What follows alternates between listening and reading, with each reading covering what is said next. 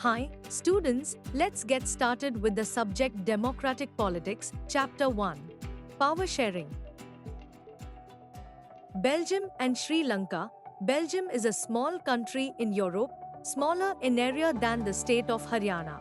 It has borders with France, the Netherlands, Germany, and Luxembourg. It has a population of a little over 1 crore, about half the population of Haryana. The ethnic composition of this small country is very complex. Of the country's total population, 59% lives in the Flemish region and speaks Dutch language. Another 40% people live in the Wallonia region and speak French. Remaining 1% of the Belgians speak German. In the capital city Brussels, 80% people speak French while 20% are Dutch-speaking. The minority French-speaking community was relatively rich and powerful. This was resented by the Dutch-speaking community who got the benefit of economic development and education much later. This led to tensions between the Dutch-speaking and French-speaking communities during the 1950s and 1960s. The tension between the two communities was more acute in Brussels. Brussels presented a special problem. The Dutch-speaking people constituted a majority in the country, but a minority in the capital. Let us compare this to the situation in another country. Sri Lanka is an island nation, just a few kilometers off the southern coast of Tamil Nadu. It has about 2 crore people, about the same as in Haryana. Like other nations in the South Asia region, Sri Lanka has a diverse population. The major social groups are the Sinhala speakers, 74%, and the Tamil speakers, 18%. Among Tamils there are two subgroups. Tamil natives of the country are called Sri Lankan Tamils, 13%. The rest, whose forefathers came from India as plantation workers during colonial period, are called Indian Tamils. As you can see from the map, Sri Lankan Tamils are concentrated in the north and east of the country. Most of the Sinhala-speaking people are Buddhists, while most of the Tamils are Hindus or Muslims. There are about 7% Christians who are both Tamil and Sinhala. Just imagine what could happen in situations like this. In Belgium, the Dutch community could take advantage of its numeric majority and force its will on the French and German-speaking population. This would push the conflict among communities further. This could lead to a very messy partition of the country. Both the sides would claim control over Brussels. In Sri Lanka, the Sinhala community enjoyed an even bigger majority and could impose its will on the entire country. Now, let us look at what happened in both these countries. I have a simple equation in mind. Sharing power is equal to dividing power is equal to weakening the country. Why do we start by talking of this? Ethnic, a social division based on shared culture. People belonging to the same ethnic group believe in their common descent because of similarities of physical type or of culture or both. They need not always have the same religion or nationality. Look at the maps of Belgium and Sri Lanka. In which region do you find concentration of different communities? Majoritarianism in Sri Lanka. Sri Lanka emerged as an independent country in 1948. The leaders of the Sinhala community sought to secure dominance over government by virtue of their majority. As a result, the democratically elected government adopted a series of majoritarian measures to establish Sinhala supremacy. In 1956, an act was passed to recognize Sinhala as the only official language, thus disregarding Tamil. The governments followed preferential policies that favored Sinhala applicants for university positions and government jobs. A new constitution stipulated that the state shall protect and foster Buddhism. All these government measures, coming one after the other, gradually increased the feeling of alienation among the Sri Lankan Tamils. They felt that none of the major political parties led by the Buddhist Sinhala leaders was sensitive to their language and culture.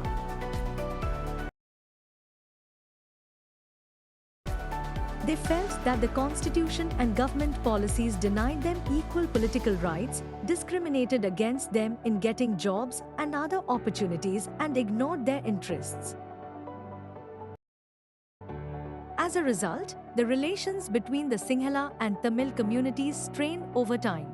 The Sri Lankan Tamils launched parties and struggles for the recognition of Tamil as an official language, for regional autonomy and equality of opportunity in securing education and jobs. But their demand for more autonomy to provinces populated by the Tamils was repeatedly denied. By 1980, several political organizations were formed demanding an independent Tamil Eelam state in northern and eastern parts of Sri Lanka.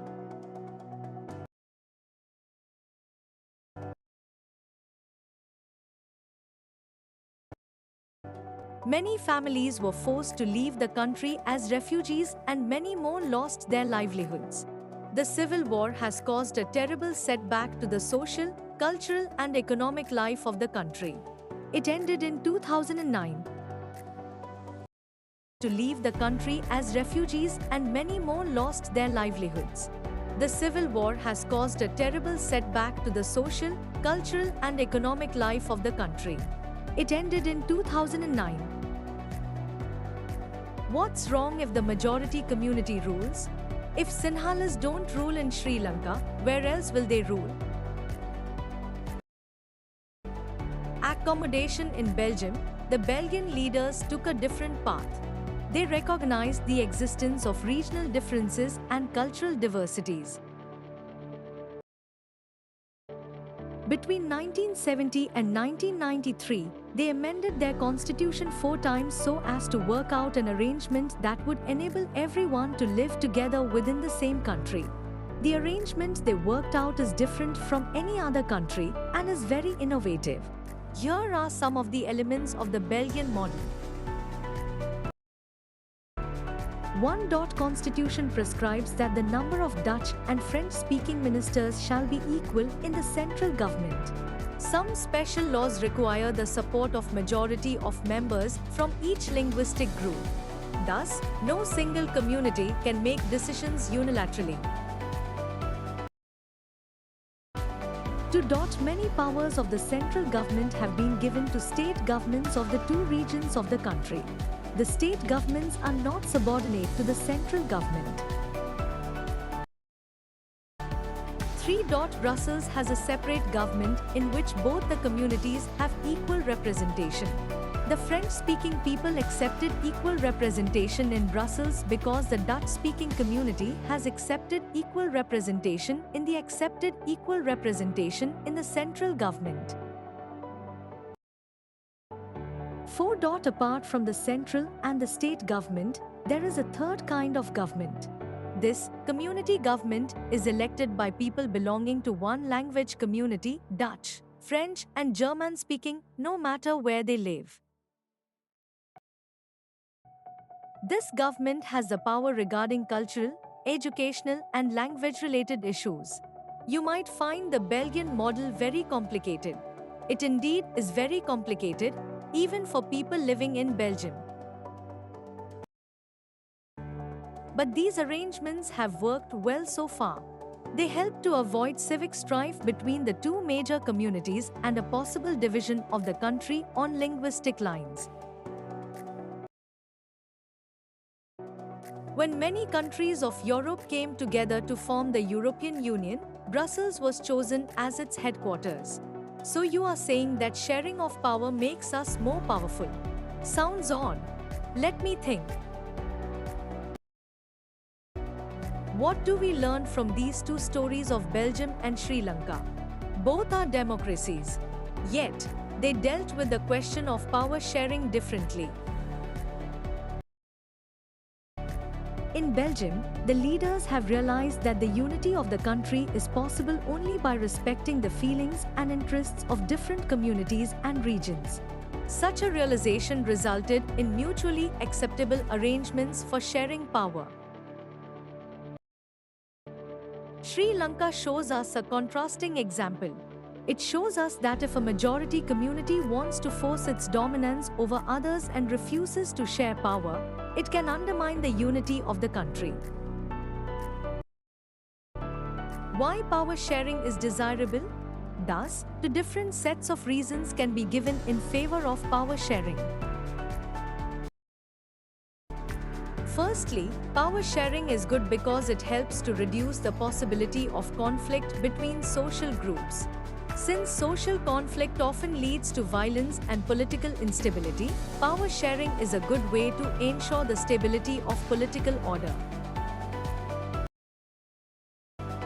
Imposing the will of majority community over others may look like an attractive option in the short run, but in the long run it undermines the unity of the nation. The cartoon at the left refers to the problems of running the Germany's Grand Coalition government that includes the two major parties of the country, namely the Christian Democratic Union and the Social Democratic Party. The two parties are historically rivals to each other. They had to form a coalition government because neither of them got clear majority of seats on their own in the 2005 elections. They take divergent positions on several policy matters, but still jointly run the government. For details about the German parliament, visit https://www.bundestag.de/n. Tyranny of the majority is not just oppressive for the minority, it often affects majority adversely as well. There is a second, deeper reason why power sharing is good for democracies. Power sharing is the very spirit of democracy. A democratic rule involves sharing power with those affected by its exercise and who have to live with its effects. People have a right to be consulted on how they are to be governed. A legitimate government is one where citizens, through participation, acquire a stake in the system. Let us call the first set of reasons prudential and the second moral. While prudential reasons stress that power sharing will bring out better outcomes, moral reasons emphasize the very act of power sharing as valuable. Annette studies in a Dutch medium school in the northern region of Belgium. Many French-speaking students in her school want the medium of instruction to be French. Selvi studies in a school in the northern region of Sri Lanka. All the students in her school are Tamil speaking and they want the medium of instruction to be Tamil. If the parents of Annette and Selvi were to approach respective governments to realize the desire of the child who is more likely to succeed, and why? Khalil's dilemma. As usual, Vikram was driving the motorbike under a vow of silence and Vettel was the pillion rider. As usual, Vettel started telling Vikram a story to keep him awake while driving. This time the story went as follows. In the city of Birat, there lived a man called Khalil. His parents came from different communities. His father was an Orthodox Christian and mother a Sunni Muslim. This was not so uncommon in this modern, cosmopolitan city. People from various communities that lived in Lebanon came to live in its capital, Beirut. They lived together, intermingled, yet fought a bitter civil war among themselves. One of Khalil's uncles was killed in that war. At the end of this civil war, Lebanon's leaders came together and agreed to some basic rules for power sharing among different communities. As per these rules, the country's president must belong to the Maronite sect of Catholic Christians. The Prime Minister must be from the Sunni Muslim community. The post of Deputy Prime Minister is fixed for Orthodox Christian sect and that of the Speaker for Shia Muslims. Under this pact, the Christians agreed not to seek French protection and the Muslims agreed not to seek unification with the neighboring state of Syria. When the Christians and Muslims came to this agreement, they were nearly equal in population. Both sides have continued to respect this agreement, though now the Muslims are in clear majority. Khalil does not like this system one bit. He is a popular man with political ambition. But under the present system, the top position is out of his reach. He does not practice either his father's or his mother's religion and does not wish to be known by either. He cannot understand why Lebanon can't be like any other normal democracy. Just hold an election, allow everyone to contest, and whoever wins maximum votes becomes the president, no matter which community he comes from.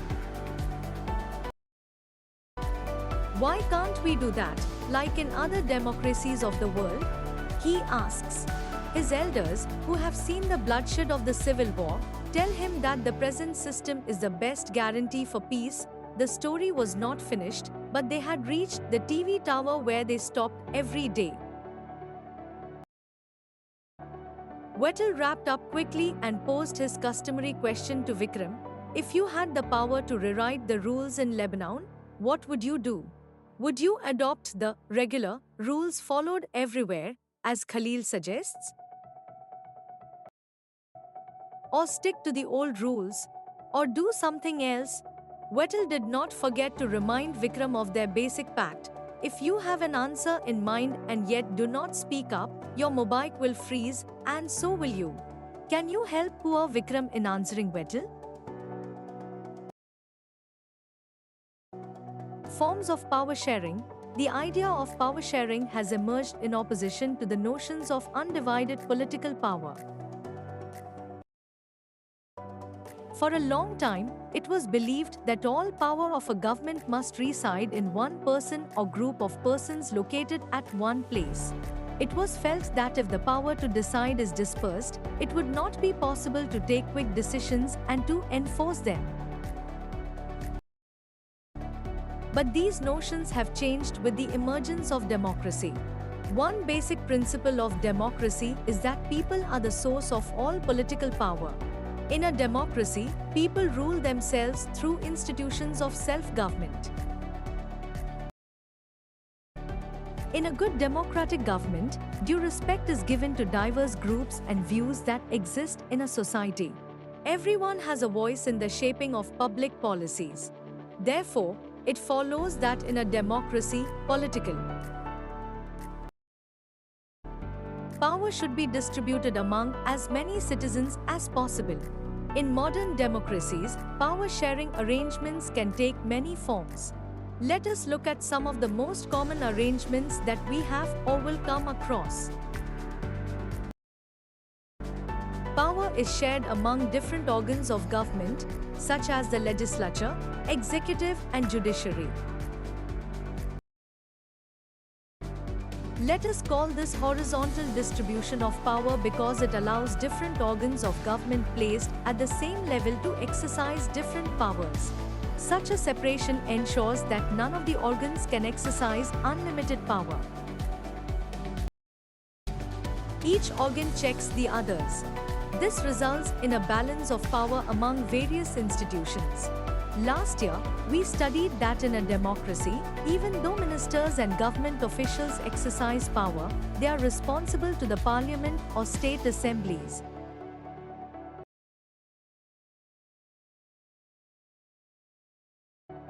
Similarly, although judges are appointed by the executive, they can check the functioning of executive or laws made by the legislatures. This arrangement is called a system of checks and balances. Power can be shared among governments at different levels, a general government for the entire country and governments at the provincial or regional level. Such a general government for the entire country is usually called federal government.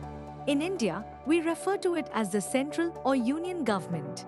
The governments at the provincial or regional level are called by different names in different countries. In India, we call them state governments.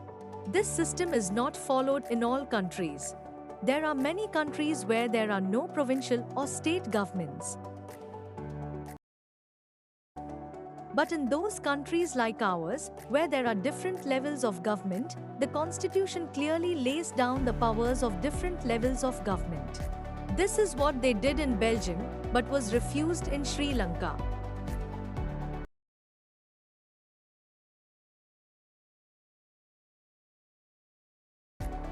This is called federal division of power.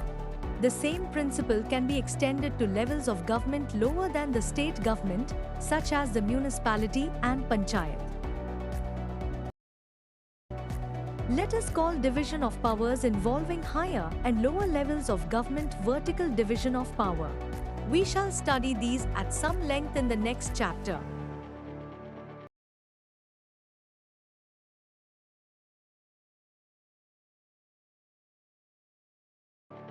Power may also be shared among different social groups, such as the religious and linguistic groups. Community government in Belgium is a good example of this arrangement. In some countries, there are constitutional and legal arrangements whereby socially weaker sections and women are represented in the legislatures and administration.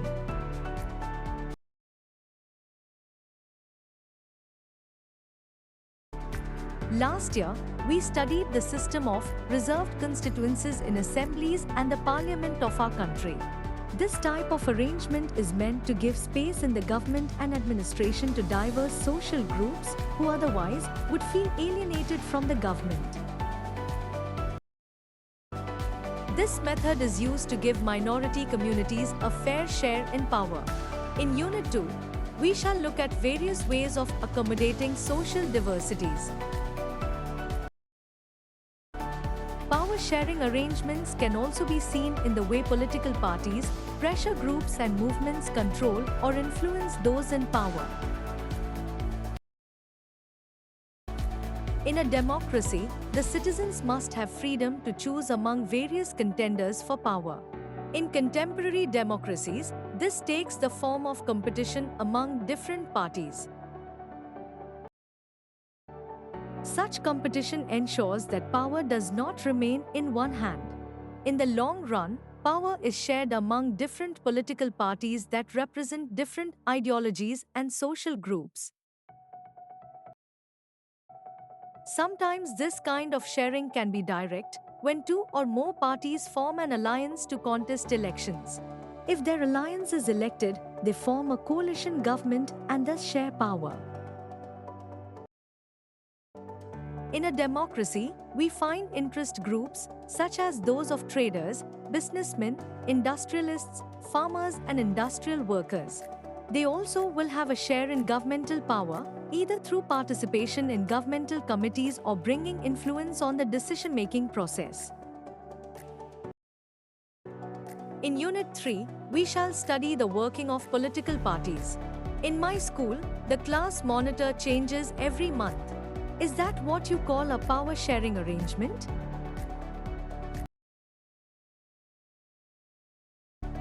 In 2005, some new laws were made in Russia giving more powers to its president. During the same time, the US president visited Russia.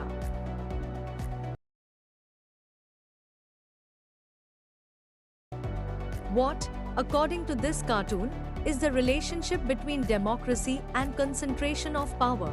Can you think of some other examples to illustrate the point being made here? Thanks for watching.